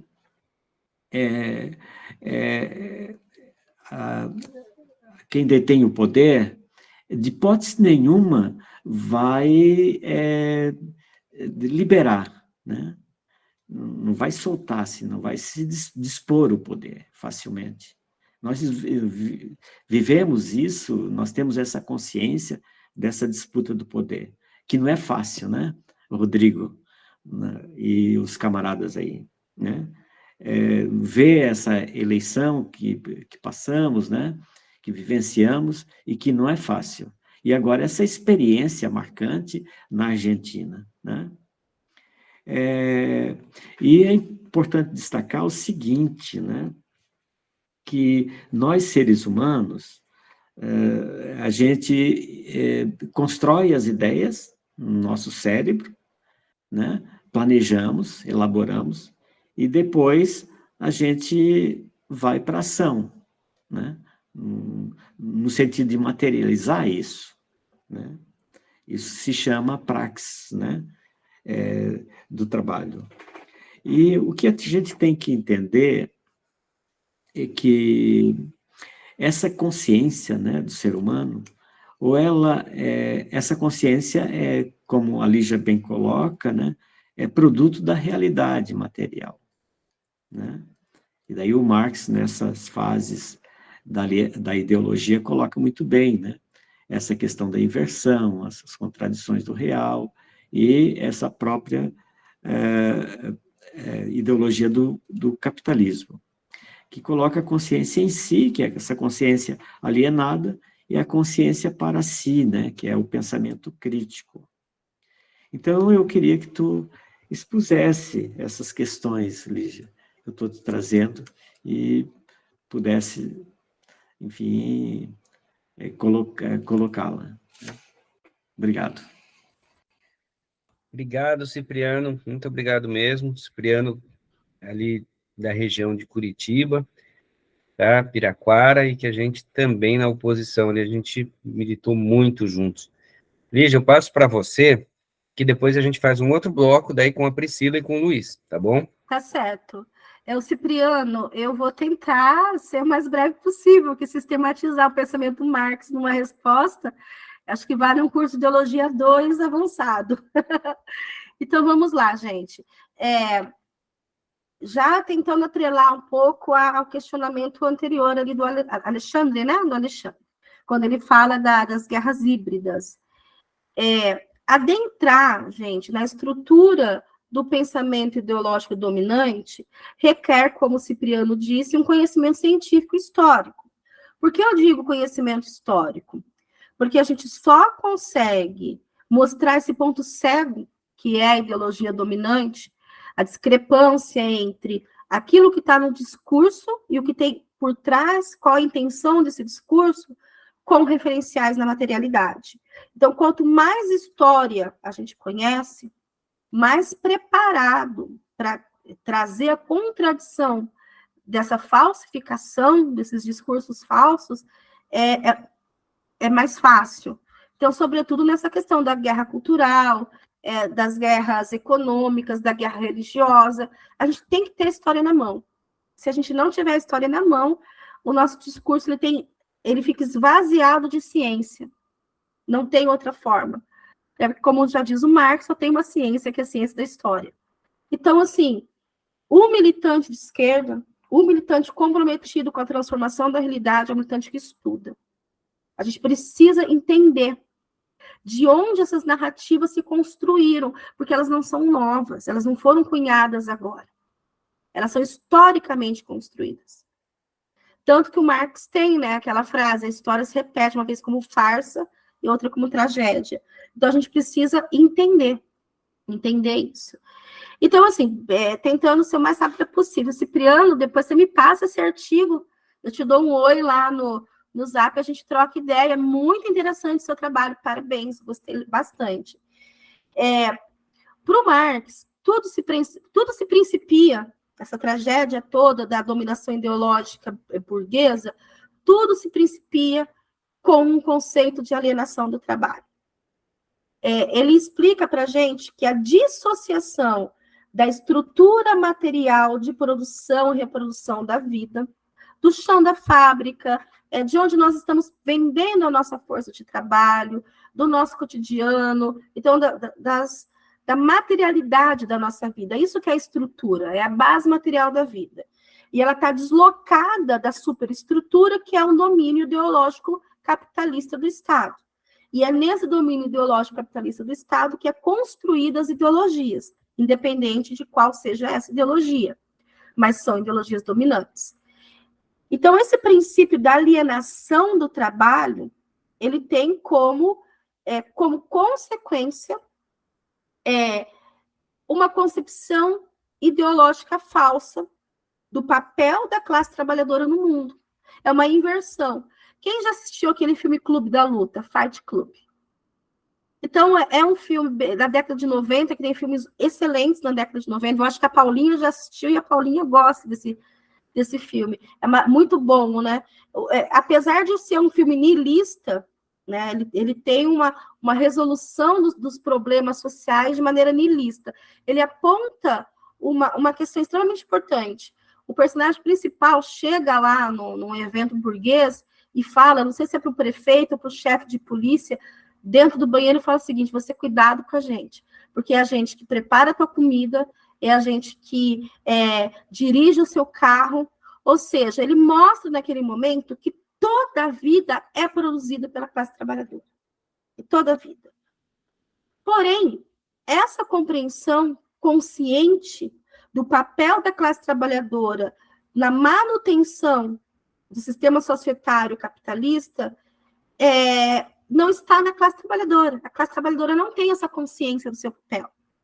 E essa alienação da importância da classe trabalhadora para a produção e reprodução material da vida abre espaços para que a classe trabalhadora consuma uma compreensão e uma ideia de mundo falsa, que é o que o Marx chama de inversão. E essa compreensão falsa, que vem a partir das relações de trabalho, se projeta uma reificação e fetiche da mercadoria. Gente, é bem sério, porque a reificação, ela traz um conceito que a gente chama de coisificação. Então, por exemplo, tentando atrelar aí com um discurso de guerra, a gente transformou o palestino que está em resistência numa coisa, num bárbaro que foi lá e, através de um grupo terrorista, que é o Hamas, fez um ato animalesco de terrorismo, e por isso tem que ser exterminado. Então, a reificação, ela inverte a nossa condição de humanidade, nos transformando em coisas, a gente se coisifica e humaniza aqueles valores ideológicos produzidos pela classe capitalista. Então, assim, gente, é extremamente importante a gente, mais uma vez eu insisto, vamos estudar história. Sabe, eu acho que para o ano que vem a gente pode até propor isso, grupos de estudos e trabalhos aqui, coletivos, sobre pontos específicos da história da humanidade, da história do mundo, e no Brasil, sobretudo sobre o período da ditadura militar. A gente tem que agarrar esse período, conhecer ele nos seus mínimos detalhes para conseguir desconstruir essa reificação, essa inversão que atualmente existe no nosso país, do culto ao período ditatorial. Então, eu acho que passa mais ou menos por aí, Cipriano, porque precisaria de um tempo maior. Desculpa não ter conseguido responder a contento, mas é o entendimento das relações de exploração e da identificação da classe trabalhadora através de uma realidade alienada, fetichizada, com a ideologia da classe dominante. A gente se identifica porque a gente está alienado do nosso mundo. A gente não se identifica enquanto classe trabalhadora, mas se identifica enquanto burguesia, que nós não somos. Então, essa inversão que o Marx entende como alienação. É isso. Beleza, Lígia. Valeu, Cipriano. Agora a Priscila. Oi, gente, boa noite. Vocês estão me ouvindo bem? Beleza. Não, a pergunta que não quer calar no tempo de virtualidade, né? E eu tô com o celular e às vezes ele não sai o som direito, e eu estou um pouco gripada também. Eu queria primeiro parabenizar, né, acho que tanto o espaço, né, Rodrigo, como a fala da Lígia, acho que foram muito importantes e oportunas, né, nesse momento. Acho que a gente está meio que carente também de espaços mais de diálogo, apesar da virtualidade, que o pessoal está um pouco de saco cheio, mas eu acho que, de alguma forma, ainda amplia essas possibilidades, né. Eu aqui de Recife, por exemplo, estou participando com vocês, né, e está tendo essa possibilidade de interação, né, e de contribuir. Né? Eu me senti contemplada em várias falas, eu queria fazer só algumas colocações bem pontuais, né, dialogando com Lígia, de algumas preocupações, né, que eu tenho tido com relação a essa perspectiva do aspecto ideológico, e pegando um pouco o gancho numa discussão que a gente estava tendo agora no chat, né, com relação ao quesito religião. Né? Primeiro que eu acho que existe muita mitificação também da questão da religião, né? A gente acaba botando todo mundo no mesmo saco, no mesmo balaio, e eu acho que também isso é um movimento perigoso. Né, quando a gente pensa da perspectiva, né, de que sim, a gente tem os evangélicos progressistas, eu faço parte do grupo dos espíritas progressistas, espíritas de esquerda, tem uma galera católica da teologia da libertação, né, relembrar que na época da ditadura, né, quem fez o trabalho de base nas comunidades, nos territórios, foi a galera da Igreja Católica. A gente tem uma CNBB que ainda, né, com todas as dificuldades, tem conseguido se manter ainda na Constituição, né, de diretoria maior, uma galera que é mais puxada para a esquerda também, né, apesar de que existem configurações territoriais diferenciadas, mas acho um pouco perigoso a gente atuar nessa perspectiva de que está todo mundo no mesmo balaio porque a religião tem que ser crucificada. Acho que religião é um aspecto da sociedade que a gente tem que olhar com cuidado, né? Porque as pessoas não vão deixar de ter religião porque, de repente, porque promove opressão, porque promove violência, tem o discurso hegemônico conservador, né? Eu acho que isso é desconsiderar, e pela falta de inserção nesses espaços, a gente tem perdido muito espaço para as pessoas que se dizem religiosas ocuparem, porque no final das contas, né, pelo menos na minha perspectiva como cristã, né, eu sempre acho que, na verdade, são pessoas que se apropriam do discurso religioso, que ocupam espaços de poder, que acabam viabilizando, né, o enviesamento do olhar para a religião, né? Apesar de entender, obviamente, né, que, tipo, por exemplo, a perspectiva da teologia da prosperidade, ela já atua nesse campo mesmo, né, em diálogo direto com o olhar enviesado capitalista, né, enfim, né, de acumulação, enfim. E não é nem o objetivo estar aprofundando isso aqui, mas eu acho que isso é uma perspectiva importante para a gente olhar também, né? E ainda dentro desse olhar, né?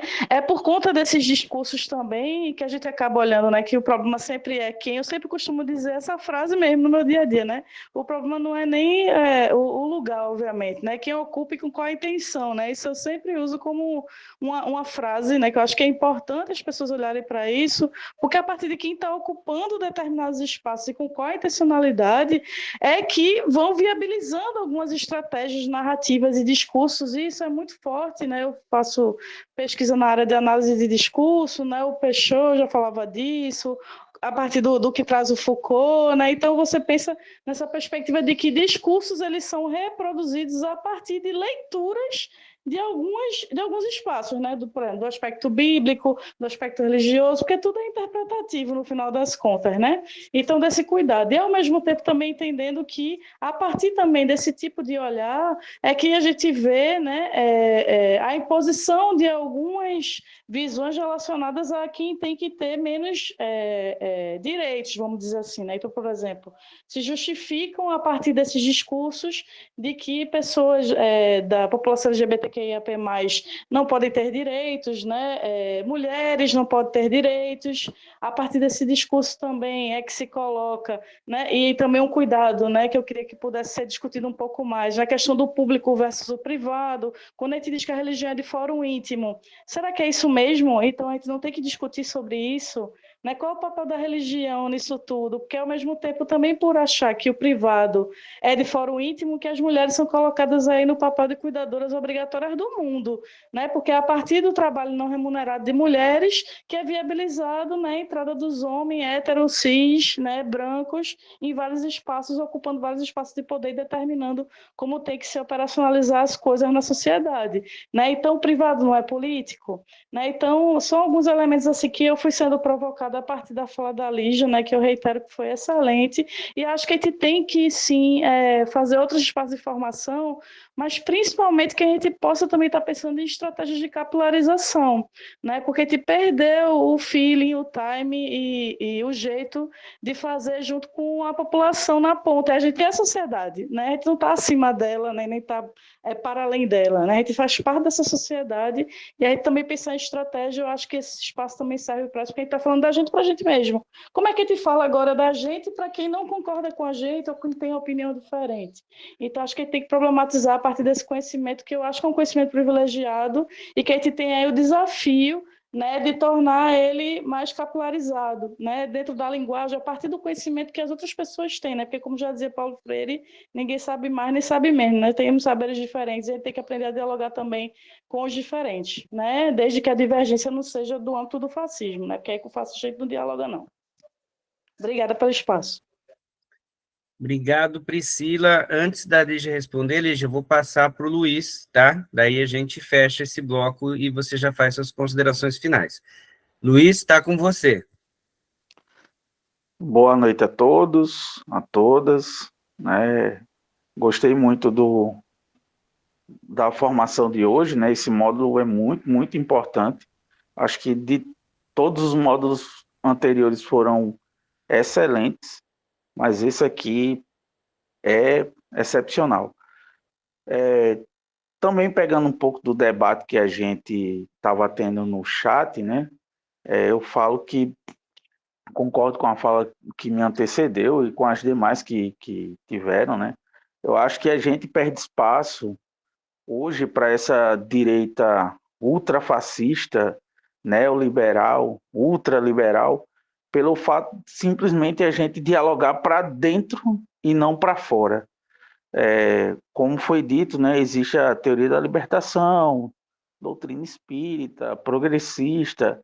Eu acho que a gente precisa falar mais para essas pessoas, né, porque quando a gente deixa de dialogar com a base da pirâmide, que é a população, a classe operária, a gente não consegue avançar muito nas nossas pautas progressistas, né? A gente perde muito as pessoas devido a essa falta de diálogo nossa.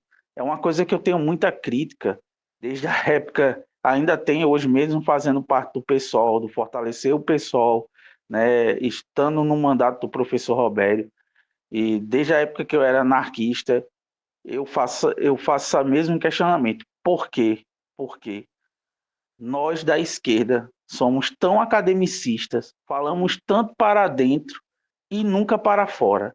Isso eu digo pelos textos que nós produzimos, pelos nossos flyers em protestos. É uma fala tão truncada que as pessoas que pegam normalmente não leem, certo? Eu acho que a gente precisa falar mais para a população, para a classe operária, para disputar as ideias e disputar essas pessoas, trazerem ela para a realidade, que, como foi dito, é muito ruim a gente ver uma pessoa assalariada, pobre, tendo um discurso de direita. Mas isso só acontece porque a gente não consegue chegar até essas pessoas. A gente não consegue falar de maneira clara, para que elas não acabem indo para uma ideologia tão fascista, tão agressora, tão opressora como as ideologias mais voltadas à direita, à extrema-direita, né? E isso aí é uma falha nossa, que tem que ser corrigida. E é como a Lígia explanou em todo esse momento desse módulo. Precisa se estudar mais, precisa com certeza se ter mais grupos de debate para discutir várias obras, mas lembrando que nós somos privilegiados. Nós que estamos aqui nesse curso, nesse módulo, agora podemos dizer que somos privilegiados por poder ter esse espaço aqui para debater. Mas o operário que acorda às vezes de 4 da manhã, 5 da manhã para ir para o trabalho e chega no final da tarde, às vezes no início da noite, em casa, cansado, como é que ele vai se interessar por querer aprender ou debater a situação de seu trabalho, por exemplo, que é um trabalho precarizado, que paga mal, que não permite ele ter lazer no fim de semana, nem ter tempo para sua família? Ele não vai se interessar, porque o diálogo que nós da esquerda temos é muito truncado, é muito academicista. E eu digo, a academia nem sempre, me perdoe aos professores que tem aqui, que eu sei que tem muitos, eu não sou, mas gosto muito de conversar e aprender. Mas me desculpe, é muito chato, bicho. É muito chata a fala academicista que a esquerda tem. E é por isso que ela não consegue disputar as pessoas, não consegue disputar as ideias. E acaba que a classe operária é dominada por discursos fascistas, como o do próprio Bolsonaro, da própria direita brasileira. É justamente por isso. Porque a gente não consegue conquistar a primeira atenção dela, nem de seus corações. Sinceramente, não conseguimos. E isso é uma falha nossa, que tem que ser debatida, tem que ser discutida e tem que se chegar a um meio que a gente possa chegar até essas pessoas. Que a gente possa ir numa fábrica, numa metalúrgica, a gente possa conversar com os trabalhadores e eles possam compreender que eles são explorados, mas que eles detêm o poder para travar o capital, para parar o capital. Então, era essa contribuição que eu queria fazer. Eu agradeço a todos que ouviram, agradeço a professora Lígia por ter nos dado esse módulo maravilhoso. É isso, gente.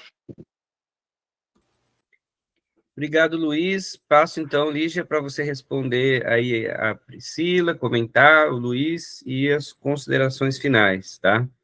Priscila, excelente a sua fala. Me senti muito aliviada em ouvi-la. A todo momento, eu fiz um recorte sobre para tratar da questão religiosa, que foi as igrejas neopentecostais. Mas, assim, deixando bem claro que não são todas as igrejas neopentecostais que são são lideradas por pessoas de extrema direita, né? Deixei isso claro em algum momento. Então, assim, quando Engels fala que a filosofia e a religião são campos da ideologia que estão mais desprendidos, são os mais elevados campos da filosofia, Ele está falando de ciência aí também, né? Tem algumas pessoas dentro da academia que pregam a tal da neutralidade ideológica que não existe. Né? Não existe. Não existe neutralidade em nada, principalmente ideológica. O que eu entendo? Por ser o campo mais elevado de ideologia, porque ele está mais distante da base material, ele tem que ser o campo que a gente tem que ter mais cuidado em estudar e fazer as nossas intervenções. Tem uma professora, doutora da PUC, a Bruna Dantas, que ela tem um estudo sobre psicologia política das religiões, que eu gosto bastante desse trabalho dela, e ela fala o seguinte, que antes de qualquer argumento que vá combater uma ideologia religiosa de extrema-direita, a gente tem que entender uma coisa, que os grupos sociais que são favorecidos pela religião, eles são favorecidos de que forma? Como que ocorre esse favorecimento?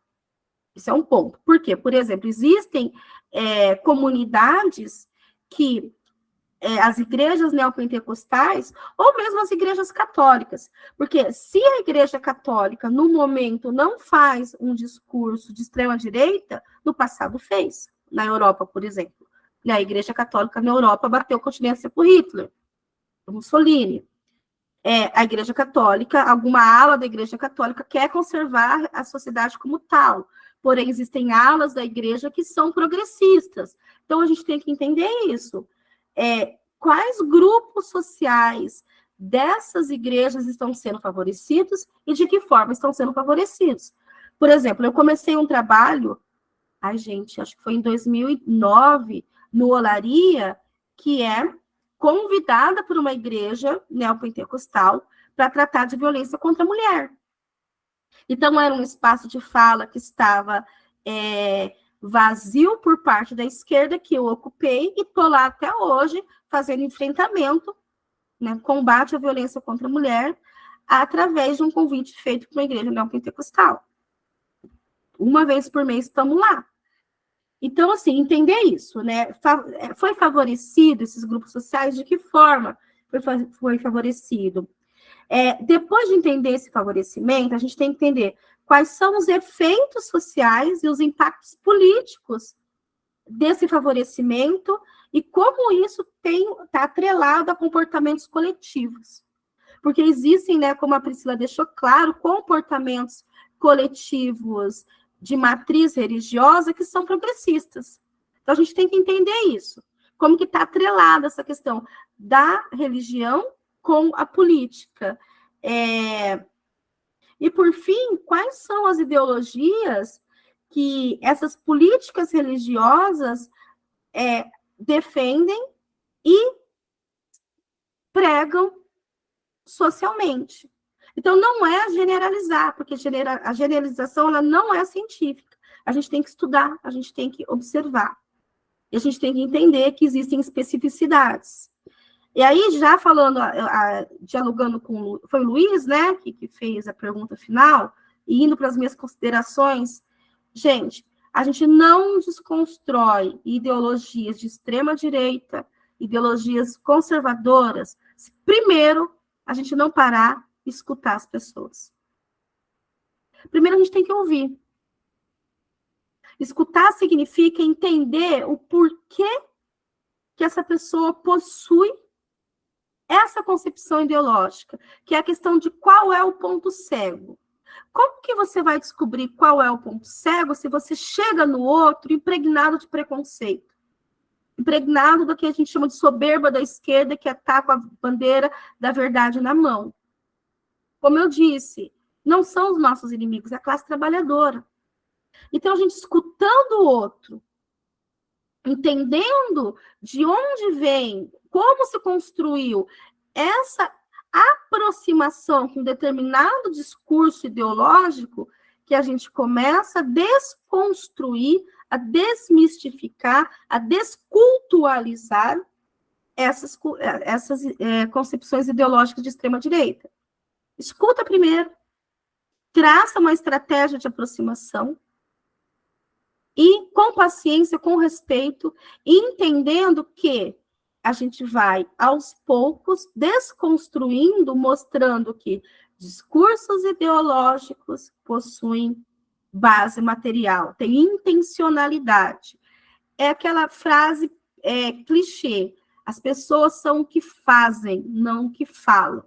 Então, a gente tem que entender isso, e quanto mais conhecimento nós tivermos, mais conhecimento histórico dos processos materiais de construção desses grupos sociais ideológicos, dessas estruturas ideológicas, quanto mais a gente entender o que está por trás delas, a gente tem condições de mostrar, através do diálogo, esse contraditório para o nosso interlocutor.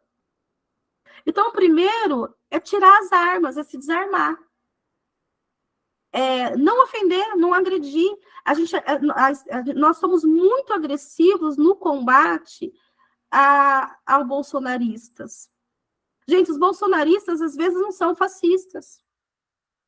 Sabe? A miserabilidade produz uma reação de extrema-direita nas pessoas. Da mesma forma que produz violência. Então, a gente tem que entender. E abrir, claro, daí, como diz a Priscila, se já percebe que a pessoa é fascista, nem não tem o que fazer. Mas, por exemplo, gente, eu tenho uma gama de juventude que está ao meu redor na escola, que está achando ótimo as escolas cívico-militares, que endeusa, cultua os militares de forma, assim, perigosa. O que eu tenho que fazer? Ensinar história para eles. É isso que eu tenho que fazer. Eu não tenho que chamar o piá de bobo, você não sabe nada, você não entende nada, eu tenho que ensinar história para ele. Eu tenho que me apropriar da história do nosso país e mostrar para eles o que foi o período da ditadura militar. Não tem outra forma. Então, assim, entre nós, a gente ter diálogos assim, um pouco depreciativos, e fazer chacota é uma coisa. Mas quando a gente expõe isso, principalmente nas redes sociais, a gente não está construindo. Se você vê lá o neopentecostal de extrema-direita falando de que as relações homoafetivas é pecado, se você chegar lá e falar, seu homofóbico, e colocar hashtag homofobia não vai resolver. Não vai resolver. A gente precisa desconstruir a partir da compreensão de onde vem o ponto cego das pessoas. E para isso a gente tem que estar aberto a escutar, a ouvir. Então é isso, gente. Eu encerro. Papel do Paulo... sim, né, atacando o Paulo Freire porque não conhece. A gente tem que partir da realidade das pessoas. Sempre. A gente sempre tem que partir da base material, da realidade das pessoas. E o que a gente faz? A gente parte, no nosso combate às ideologias da classe dominante, a gente parte das nossas próprias ideologias. Só que as nossas próprias ideologias, apesar de serem ideologias da esquerda, ideologias embasadas na luta de classes, o nosso papel enquanto sujeito na luta de classe, elas são nossas. Então, para a gente fazer com que a classe trabalhadora dê um salto de qualidade na sua consciência e tenha uma ideologia de classe, a gente tem que partir da base material de produção e reprodução concreta da vida dessas pessoas. E para isso estudar e escutar. É isso, gente. Muito obrigada. Eu agradeço a presença de vocês, as intervenções maravilhosas, foi muito bom. É um curso que a semana passada eu não me senti bem para ministrar, mas que eu gostei muito, tá? Porque vem de um acúmulo aí de muita leitura e de quebrar muito a cabeça na militância. Então, espero que a gente tenha acumulado e trocado um pouco de informações e elevado um pouco a nossa garra para a luta que se segue. É isso. Obrigado, Lígia. Obrigado, pessoal. Você que está assistindo aí pelo YouTube, é importante que inscreva no canal, ajude a divulgar, passando nos grupos de WhatsApp para o pessoal. E quarta-feira tem mais, gente. Vamos acompanhando lá pelo grupo. Um abração, pessoal. Até!